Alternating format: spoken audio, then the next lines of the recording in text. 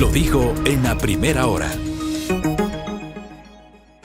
En estas horas, querida audiencia, en este país que todos los días tiene alguna polémica, algo para comentar, hoy tiene otra polémica más.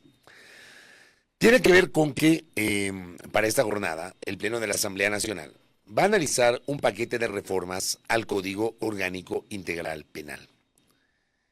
Estas reformas tienen un interés superlativo en la necesidad del combate a la violencia, la inseguridad, el crimen organizado. Hoy ya la Asamblea tiene listo este paquete. Estamos hablando, déjenme, les doy el dato exacto, porque son 80 y pico de reformas, pero aquí tenía anotado el datito. ¿De cuántas reformas son? Para que más o menos tengan ustedes una idea de la trascendencia de lo que hoy se va a tramitar. 86 reformas que se aplican al Código Orgánico Integral Penal. Dentro del informe que va a conocer el Pleno de la Asamblea Nacional, hay una compilación de 47 proyectos de reforma que planteaban justamente modificaciones en el área de penas y procedimientos, con el fin de brindar herramientas a la justicia para enfrentar las acciones del narcotráfico y de la delincuencia organizada. No es una reforma chiquita. Ya, no es solamente un artículo, como algunos asambleístas suelen hacer, que envían un montón de reformas a un artículo y ya dicen, presenté un proyecto de ley no sé cuánto, a un artículo. Aquí estamos hablando de una compilación de 47 proyectos de ley que desembocaron en 86 reformas. Entre otras, ¿qué tienen esas reformas? ¿Por qué la importancia justamente de aquello? Incremento de penas, límites a los beneficios penitenciarios, acceso a información reservada de investigaciones de la Fiscalía y nuevas causales para la revisión de las penas. Estas dos últimas terminan siendo las más controversiales, que nadie se había enterado y ya vamos a hablar de eso. Pero vamos sobre lo que nos interesa al común de los ciudadanos. Y luego vamos a hablar sobre lo que les interesa a otros. Pero hablemos sobre lo que nos interesa al común de los ciudadanos. El endurecimiento de penas. El sicariato pasa de una pena de 22 a 26 años en el actual COIP a 26 y 30 años a partir de esta reforma, dependiendo de los agravantes. No se olviden que hay atenuantes que permiten reducir la pena, agravantes que permiten inclusive llegar al máximo de la pena. El secuestro pasaría de entre 5 y 7 años a 7 a 10 años. Si el secuestro es extorsivo, o sea, si le secuestran y el captor llama a la familia y le pide un billete, como está pasando con mucha gente en los últimos tiempos, la sentencia, que actualmente es de 10 a 13 años, subirá de 13 a 16 años. La extorsión sexual será castigada con 5 a 7 años, actualmente es de 3 a 5. Las penas por tráfico de drogas, cuando son de alta escala, pasan de 5 a 7 años, que es la vigente, a 7 y 10 años de alta escala. Pasarían de 5 y 7 a 7 y 10 años. Y de gran escala pasarían de 10 y 13 años a 13 y 16 años. Miren ustedes cómo hay un endurecimiento de las penas con base en este documento. Los delitos contra la flora y fauna tendrán una pena máxima de 5 años, actualmente es de 3 años. Sobre el tema de terrorismo, recordando obviamente que estamos en este estatus a partir del decreto ejecutivo 111, que identificó a 22 organizaciones criminales como grupos terroristas. Cuando se ha cumplido un mes de la declaratoria del estado de excepción, hace pocos días, la semana anterior nomás, suman más de 7,000 detenidos en diferentes operativos, pero solo 241 hasta el momento. Déjenme actualizar el dato, porque este dato se actualiza diariamente. A ver. 241. Esa cifra no se ha movido. Hasta ayer. 7.712 detenidos, de los cuales 241 deberán ser procesados, según la información oficial del Ministerio de Gobierno, por el delito de terrorismo. Esa cifra no ha variado. Lo publicó el portal Primicias. Estoy dando lectura a un extracto del reporte de la redacción de Primicias que da cuenta justamente de estas sanciones, de este endurecimiento de las penas. Para el caso de terrorismo, los legisladores plantean que quien sea juzgado por terrorista recibe una pena que va de 16 a 19 años, lo que supone un endurecimiento respecto del actual. La actual tiene una pena de entre 10 y 13 años de edad. ¿Qué también se plantea sobre lo que está pasando hoy mismo en la Corte, en las Cortes? Las dudas que tenemos los ciudadanos en torno a la manera como se maneja la administración de justicia, con jueces que son señalados, con jueces que están siendo investigados por su supuesto maridaje, por esta relación que tienen con grupos de delincuencia organizada, y porque algunos actúan al margen de la ley. Los jueces que cometan prevaricato se enfrentan a una pena de entre 5 y 7 años y una multa de entre 20 y 30 salarios básicos unificados. Hoy la pena es de 3 a 5 años y multas. Los funcionarios públicos que cometan concusión serán privados de su libertad por 5, 6 o 7 años. El actual COIP establece una pena de máximo 5 años. Y el tráfico de influencias tendrá una pena que va desde los 5 a los 7 años. En la normativa, además, se amplía el catálogo de delitos que no son sujetos de prescripción, o sea, que no se extinguen jamás, nunca. Les pongo un ejemplo: el peculado hoy es imprescriptible, no se extingue nunca. Antes, con la legislación anterior, con la Constitución del 98, con la Constitución del 79, por ejemplo, el peculado tenía una prescripción de 20 años. Por eso el expresidente Bucarán pudo regresar al país. El expresidente Bucarán, cuando retorna al país, no retorna porque lo declararon inocente. Retorna al país porque prescribió el tiempo de los dos procesos que le enfrentaba, el de gastos reservados y el de mochila escolar, que tenían que ver con peculado y enriquecimiento ilícito. Transcurrieron 20 años, prescribieron ambos procesos y el expresidente Bucarán regresó al país.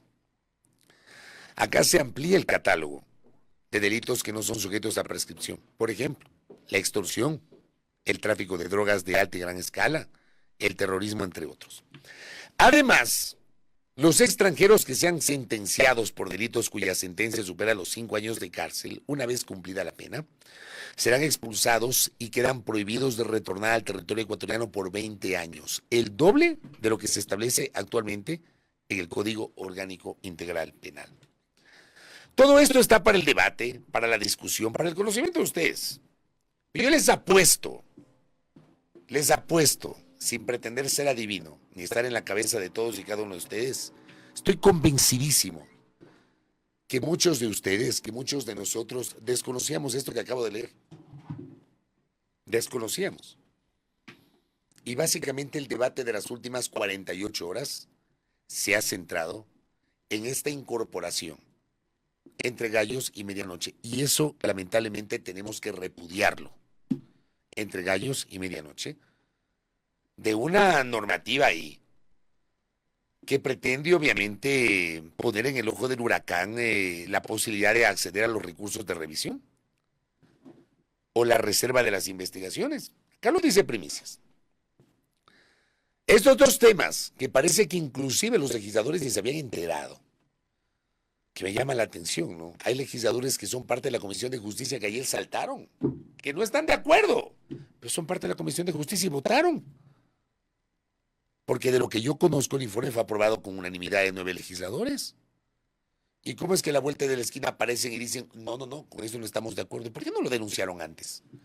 ¿Por qué la semana anterior no salieron públicamente a decir, vean, están pretendiendo poner esto, no estamos de acuerdo y esto no lo vamos a bajar en la comisión, pero nos lo vamos a bajar en el pleno? Eso se van a bajar en el pleno, de eso no tengo dudas. Pero no fue materia de socialización. Dice la nota, Dos temas que han generado reclamos ahora de las bancadas y algunos juristas. Un tema tiene que ver con la reserva de las investigaciones que lleva adelante la Fiscalía y otras instancias del sistema de justicia. Los legisladores quieren que se excluya de dicha reserva a entidades como el Consejo de la Judicatura, Contraloría, Defensoría del Pueblo y la propia Asamblea Nacional. ¿A cuenta de qué? O sea, para mí, al leer esto, se rompe el principio de igualdad ante la ley. Y no se olviden ustedes, aunque les caiga mal, toda persona es inocente mientras no se demuestre lo contrario. Y toda persona goza de la presunción de inocencia hasta que no enfrente un proceso, un debido proceso, hasta que no ejerza su derecho a la defensa y hasta que se pruebe su culpabilidad. Principios básicos del derecho. No se precisa ser abogado, yo no soy abogado. Pero no se precisa ser abogado para entender esos tres principios básicos del derecho. No ecuatoriano, universal. Toda persona es inocente mientras no se demuestra lo contrario. ¿Qué pasa si se levanta la reserva de la indagación previa? Que por cierto, la indagación previa o en la etapa de indagación previa resulta que desde el Ministerio Público han aprovechado para filtrar información a medios de comunicación, a colegas periodistas, porque quieren posicionar determinados imaginarios, es otra cosa. Y que eso tiene que ser regulado, estoy totalmente de acuerdo.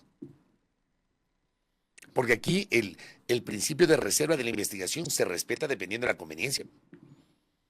Entonces, si a la Fiscalía le interesa posicionar determinados imaginarios, determinados temas en los cuales está trabajando, sobre todo aquellos que tienen una alta dosis política y un altísimo componente mediático, facilito, algún funcionario de Fiscalía empieza a filtrar a los colegas. Y los colegas saben que es así. No es ningún invento lo que estoy diciendo, eso todos lo sabemos. Es una práctica muy usual, ilegal, pero usual. Ya aparecen en portales de internet, en algunos espacios de periodismo investigativo y en algunos espacios de los mass media, de los medios de comunicación tradicionales.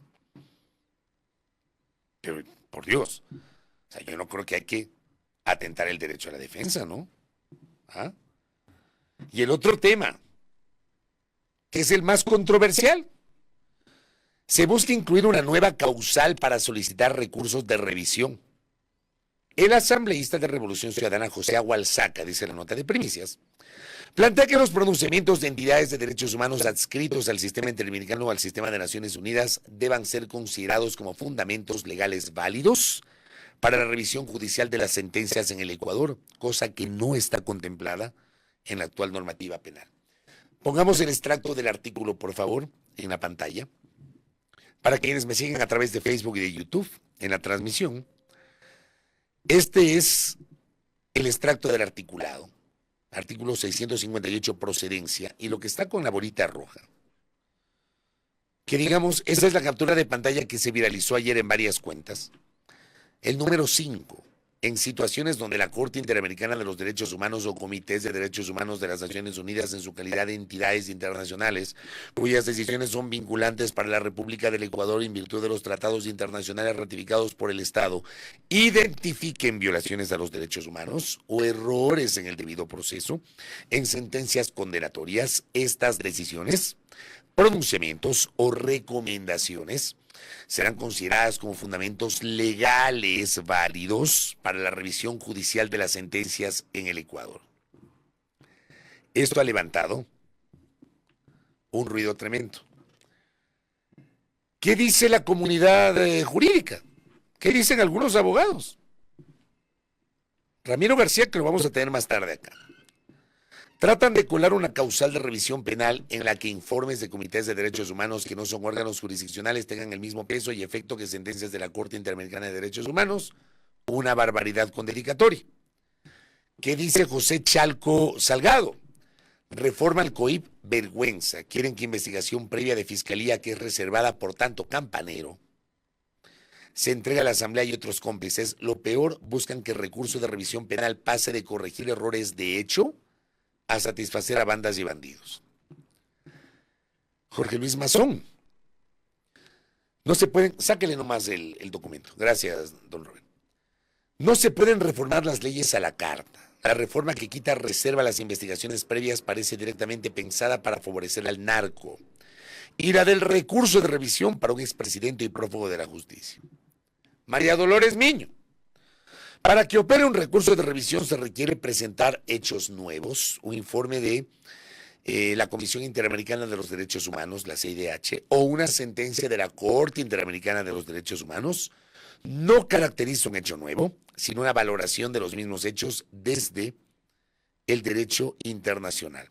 Por lo demás, una decisión de un órgano de derechos humanos nunca determina inocencia o culpabilidad de nadie, por lo que difícilmente serviría para una revisión. Un disparate esa propuesta. Ahí tenemos criterios en contra.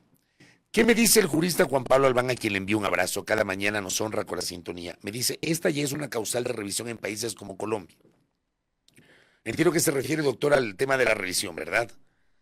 Causal de revisión en países como Colombia, nos dice el doctor Albán. Stalin Raza Castañeda habla sobre la nueva causal de revisión penal, habla de que la Constitución reconoce el bloque de constitucionalidad integrado por tratados y otros instrumentos internacionales de los derechos humanos cuya aplicación es directa e inmediata. Aún más, concede una acción ante la Corte Constitucional en caso de incumplimiento para informes de organismos internacionales de los derechos humanos. Eso significa que la Constitución no jerarquiza entre sentencias e informes de esos organismos, como quieren confundir algunos analistas. Al menos en 6 casos, dice Stalin Raza, la Corte Interamericana de los Derechos Humanos ha ordenado a los estados anular procesos cuando ha encontrado cosa juzgada fraudulenta. Palamara Iribarne, Tristán Donoso, Quimel, Bueno Alves, Herrera Ulloa, Fite Vecchia, son casos que menciona Stalin Raza Castañeda. En consecuencia, dice el jurista, los estados condenados han debido buscar remedios procesales para cumplir esas obligaciones de anular esos procesos y para ello han reformado sus leyes procesales, incluyendo como causal de revisión la cosa juzgada fraudulenta. Si en Ecuador, tanto las sentencias de la Corte Interamericana cuanto los informes tienen igual jerarquía, y si el Estado debe cumplir esas decisiones, dice Stalin Raza, no hay razón para alarmarse, a menos que se proclame la infalibilidad de las decisiones de nuestros ilustres jueces. Y sobre los plazos máximos de duración de las investigaciones previas, tampoco hay razón para que Fiscalía se escandalice porque le obliga a ajustarse a dichos plazos. Reflexión, en cambio, tanto de Juan Pablo Albán cuanto de Stalin Raza, distinta a la de los primeros juristas que leí. Me dice acá otro jurista, Roberto Calderón, le envío un abrazo al doctor. Al parecer, la cantidad de artículos que buscan reformar el proyecto de ley son nada más que un caballo de Troya para incorporar la reforma al recurso de revisión. Y yo ahí me quiero detener. Ya. Noten ustedes como respetables juristas tienen diversos criterios.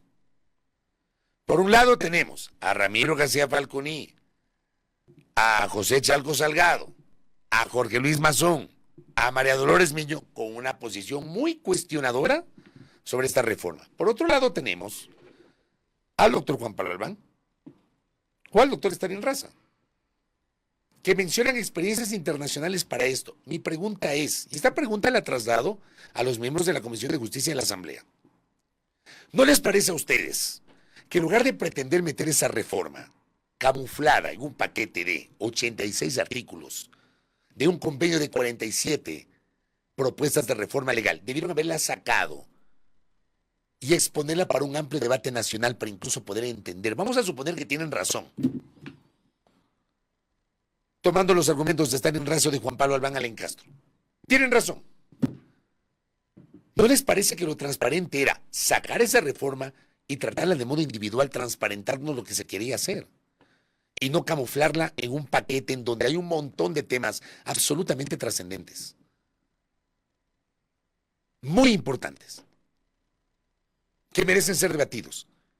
Pero resulta que hoy la opinión pública se ha concentrado en esto, porque la opinión pública, un segmento de la opinión pública sentimos que se ha pretendido meter entre gallos y medianoche. Así nomás.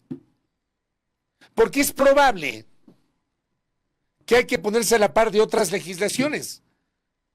Pero transparente en el debate, pues. Y es tan cierto lo que estoy diciendo, que hasta anteayer nadie se había enterado de esta intención. Nadie se había enterado. Ahorita estamos conversando y debatiendo esto porque algunos juristas se dieron cuenta. Si no se daban cuenta, capaz que esto pasaba de agache, dentro de un paquete. Y resulta que, como digo, hay legisladores de la Comisión de la Justicia que recién se han enterado, ¿no? Carlos de Tomaso me dice, es un buen proyecto de ley. Deme un abrazo, mi doctor. Pero cuando uno mete algún gran error, ese gran error borra todo lo bueno y se gana a los medios. Muchos legisladores no leen, igual los opinólogos, no leen. Que siempre yo he creído que hay que leer. Para opinar hay que leer. Y creo que el cuestionamiento acá es que nos han querido meter entre gallos y medianoche estas reformas. ¿Para qué? Hay otros temas también polémicos. Melania Carrión me dice, es preocupante que se promueva la impunidad de funcionarios militares y policiales en caso de violaciones de derechos humanos y extralimitación del uso de la fuerza. ¿Quién habla de ese tema que está alertando Melania Carrión? ¿Alguien lo ha mencionado? Mi colega Daniel Montalvo me dice, hay una reforma que plantea la penalización del contagio de enfermedades infecciosas. ¿En serio? ¿No tiene sentido? ¿Ah? ¿Problemas de salud pública, dice Daniel, llevados a la materia penal? Nadie debate eso. Nadie está hablando hoy del endurecimiento de las penas. Están hablando de esto que les estoy relatando. De un tema que debió haber sido transparentado para el debate nacional. ¿Por qué no se entiende aquí la importancia de socializar los temas con el país y no meterlos entre gallos de medianoche? Eso es lo deseable, lo admisible, lo lógico, lo necesario cuando se trata de proyectos de estas características. Y ahora nos tienen debatiendo una cosa totalmente distinta. Ahora, también quiero recordarles a algunos. Me parece que algunos no saben, o se hacen los locos, o no entienden, y hay que explicarles con maicitos cómo funciona la técnica parlamentaria. De las comisiones puede salir lo que sea, pueden salir bodrios, pueden salir tonterías de las comisiones. Al final, es el pleno el que decide. Los informes de las comisiones no son vinculantes. No es que el pleno de la asamblea sí o sí tiene que aprobar esto. El pleno de la asamblea tranquilamente podría o votar en bloques, o podrían proponer que no se vote hoy, sino que la Comisión de Justicia acoja las observaciones del segundo debate y en 48 horas presente un texto final para votación, cosa que antes está en manos solo del ponente. Esa creo que es una de las virtudes de la reforma a la Ley Orgánica de la Función Legislativa vigente desde el 2020, que le quitó ese carácter de todopoderoso al ponente o la ponente de un proyecto de ley. Cuando en el segundo debate hay un montón de observaciones y no hay condiciones para votar, el texto tiene que regresar a la comisión y es la comisión la que tiene que votar un texto final para votación en el Pleno de la Asamblea Nacional. Esto no va a pasar. O sea, yo les doy mi cabeza. Esto no van a aprobar. Esto lo van a sacar del texto. Pero mi pregunta es, ¿por qué rayos no pueden socializar y transparentar las cosas? ¿Por qué lo meten entre gallos y medianoche? Entonces, por supuesto, compran todos los boletos para que les saquen el aire, pues. Para que rienen las redes diciendo cualquier cosa. Así nomás. Y por supuesto, ya está. Escuchamos a la fiscal, ¿no? A la fiscal escuchamos hace minutos. En el extracto que pusimos en la primera parte del espacio. La fiscal general del Estado, tiene lo de la fiscal. Pongamos a la fiscal general del Estado, don Roberto Carlos Don Diego. Escuchemos otra vez el extracto. Anoche la fiscal le concede una entrevista a Carlos Vera, en el programa Vera a su manera. Y la fiscal ya vuelve a alertar con nombre y apellido, que es lo que se busca al incorporar el tema de la revisión. Por favor. Estamos a punto de vivir una nueva metida de mano en la justicia, esta vez desde el ámbito procesal. ¿Por qué? Porque a través de esta concebida reforma al Código Orgánico Integral Penal se pretenden incorporar figuras nuevas, por ejemplo, quitando la titularidad de la acción penal. Esta incorporación de un nuevo elemento que podría ser válido para presentar el recurso de revisión. Me refiero a que cuando venga un informe de la Corte Interamericana de Derechos Humanos, de una relatoría, se puede pasar a este tema. Lo que pasa es que se estaría legislando a la carta, porque algunos sentenciados necesitan acogerse a ese recurso de revisión y como los casos acá en el Ecuador son serios, han sido presentados con pruebas válidas, no han podido acceder a este recurso. Estaríamos frente a un caso de impunidad. Aquellos que ya han presentado casos de revisión y que no han conseguido obtener el resultado favorable para sus fines. Por ejemplo, Rafael Correa, y por eso impulsa esa reforma a Fernando Cedeño en la Asamblea. Bueno, el país está consciente de quiénes están bogando por obtener un recurso de revisión. No es la fiscal quien tiene que dar los nombres y apellidos, pero sí debemos estar conscientes de que a eso nos vemos abocados. No es la fiscal la que tiene que dar nombres y apellidos, pero la fiscal lo dice implícitamente y el periodista le interpreta. Es facilísimo darse cuenta a quién se refiere la fiscal. Pero esto es lo que se logra. Y otra vez volvemos, como dice Juan Fernando Salazar, a quien envió un abrazo. Ya están posicionando otra vez la postura. Todo es culpa de Correa. Si no se supera esa polaridad en el debate político, todo va a ser controversial. Y es así. Pero ¿sabe qué, Juan Fernando? Yo coincido con usted. Pero ¿sabe cómo se puede superar eso si las cosas se hacen con transparencia y no oculto? Porque como digo, de esta reforma nadie se había enterado. Nadie, absolutamente nadie. Juan Pablo Albán además me dice, es absurdo lo que dice la fiscal. La Constitución ya determina que las decisiones de organismos internacionales son de obligatorio cumplimiento. Artículo 93, acción por incumplimiento. Por eso la importancia de que los debates sean abiertos. Este tema debió haber sido materia de un debate individual y nacional, para que gente como Juan Pablo Albán, como Stalin Raza, como María Dolores Miño, como el doctor José Chalco, como Jorge Luis Mazón, como Ramiro García, puedan poner sus criterios en uno o en otro sentido. Y que ya entendamos, dejando de lado la polaridad, que Correa, que no sé qué, que no sé cuánto. Entendamos si se requiere o no se refiere a una reforma de estas características, pero no lo hacen de manera transparente. Y mientras no lo hagan de manera transparente, se seguirá colocando en el imaginario, la culpa es de Correa, la culpa es de la fiscal, la culpa es de no sé qué, la culpa es de no sé cuánto. Así tal cual. De esto vamos a hablar más adelante con Ramiro García Balconi, pero vean, solamente para cerrar, yo les doy mi cabeza y les apuesto a que esto no pasa hoy en la Asamblea Nacional. Al menos ese artículo no va a pasar en la Asamblea Nacional. ¿Qué me dice Francisco Herrera Arauz? Para cerrar el comentario. En la legislación ecuatoriana se considera la convencionalidad internacional, especialmente en derechos humanos, como superior a la propia Constitución de la República del Ecuador, especialmente si se han firmado tales convenios y tienen aceptación en nuestra legislatura. O sea, un convenio de derechos humanos a nivel mundial tiene que ser adaptado a la legislación ecuatoriana. Entiendo que en la pirámide de Kelsen primero son tratados internacionales y luego Constitución, Francisco. Y los juristas les pregunto, creo que esa es la supremacía, o Constitución, tratados internacionales. Pero es interesante esto para el debate. Se ha perdido una brillante oportunidad de debatir esto con absoluta seriedad porque lo han querido meter entre gallos de medianoche. Y así no debería funcionar la cosa. Como no transparentan y lo meten entre gallos de medianoche, vienen ahí a decir, es que Fernando Cedeño es el presidente de la comisión. Es que el correísmo tiene 5 legisladores en la Comisión de Justicia. Ahora se entiende por qué el correísmo quería dominar la Comisión de Justicia para meter este tipo de cosas. Por el amor de Dios, aprendan de la experiencia. Transparenten los debates, que no les cuesta nada. Doctora Jaramillo, que me dice, convenios y tratados internacionales son de directa aplicación. Ahí está otro insumo. Qué interesante que hubiese sido debatir esto a la luz de la opinión pública y no meterle ahí, camufladito, en un paquete de reformas tan importantes y necesarias para la República. Primera plana. Todas las noticias, todas las voces.